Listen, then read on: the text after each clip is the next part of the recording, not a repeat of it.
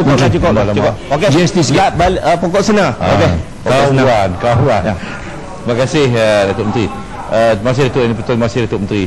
Tadi Yang Berhormat mengatakan bahawa kita nak melaksanakan GST ni kerana nak berganjak, kerana dunia sudah pun berganjak daripada cukai sale tax kepada GST, dan di ASEAN ni pun hanya dua negara sahaja yang tidak melaksana. Adakah kita nak duduk di situ? Jadi saya mendengar ujah tadi seolah macam kita nak ikut dunia ni, bila mai masalah nak kutip duit, nak kutip cukai, kita nak ikut dunia. Tapi bila cara kita nak belanja, kita tak ikut cara dunia belanja kan?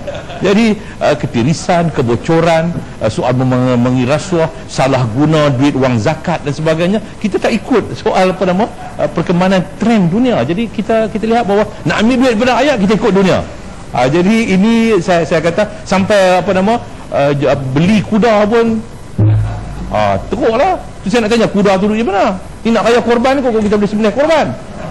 Jadi isu dia ialah jangan kita berhujah bahawa kita nak ikut trend dunia, tetapi dalam konteks perbelanjaan kita tak ikut trend dunia dari segi ketulusan, integriti dan sebagainya. Tambah sikit Menteri kalau diizinkan. Betul. Terima kasih. Mungkin Menteri perlu diperingatkan atas prinsip pertentangan kami, opposition kami terhadap GST bukan on principle.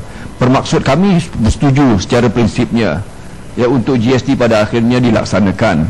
Tetapi menteri dan kementerian juga mengakui, dan Menteri Kewangan sendiri mengakui bahawa negara terperangkap dalam middle income trap, yang dengan kata lain menyebabkan hanya 1.7 juta saja daripada 12 juta dalam pasaran bekerja yang punya keupayaan membayar income cukai individu. Lalu dengan itu persoalan GST ini bukan kerana persoalan infrastruktur dan sebagainya. Ia adalah menyangkut langsung kepada persoalan apakah rakyat yang punya pendapatan yang rendah sederhana itu dicukai juga. Kalau kita put on the time clock, Menteri, sejak kita bangun sampai kita tidur balik, that consumption tax ataupun GST itu adalah sebenarnya work on setiap kita celik keluar rumah, pergi restoran, sarapan, naik pengangkutan sampai kita tidur, we are tax all the way dengan izin. 24 jam punya consumption tax itu merupakan satu yang cukup berat bagi rakyat yang terperangkap. Sabarlah, nak cakap bangunlah Menteri, bagi laluan, bangunlah, nak cakap bangun. Jadi Menteri, ini dia perkaranya. Dengan kata lain, ia dari satu sudut adalah cukup regresif dari segi itu, Menteri.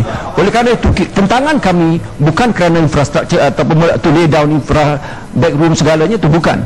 Ia adalah bergantung dan berasaskan kembali kepada income, pendapatan rakyat yang terperangkap dalam middle income trap. Itu sebenarnya. Dengan kita berikan laluan untuk pendapatan itu appreciate atau diangkat, antara lain dengan gaji minima itu, ia akan mampu dilaksanakan satu waktu yang lebih munsabah. Terima kasih Menteri.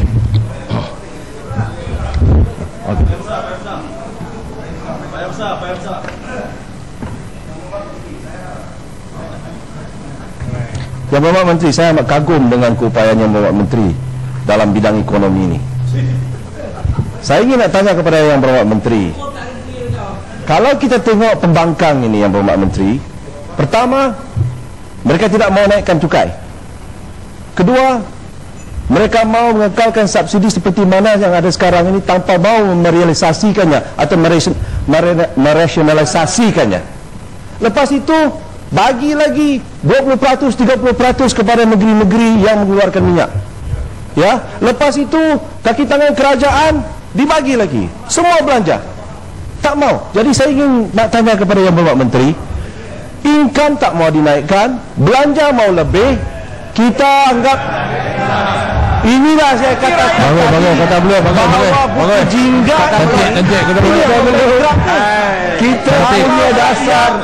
Kalau bagilah saya peluang bercakap Yang Berhormat, tolong saya nak dengar, tolong belanjawan sekarang sumber pendapatan kami, tolong tengok bagaimana kita mengangkat pendapatan.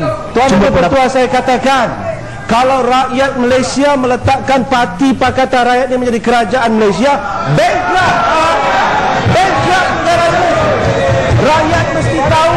Yang pasti orang Sabah mesti diberitahu yang pasti Malaysia kerajaan yang bertanggung jawab, bukan macam bangkrut. yang pasti orang Sabah pakai ke tanah nanti untuk mengadakan satu kajian ekonomi yang betul. Bagi Menteri jawab. Menteri jawab. Menteri jawab. Saya katakan Menteri jawab. Income lebih. Bagi Menteri Kalau jawab. beginilah bankrupt terus. Bagi Menteri jawab.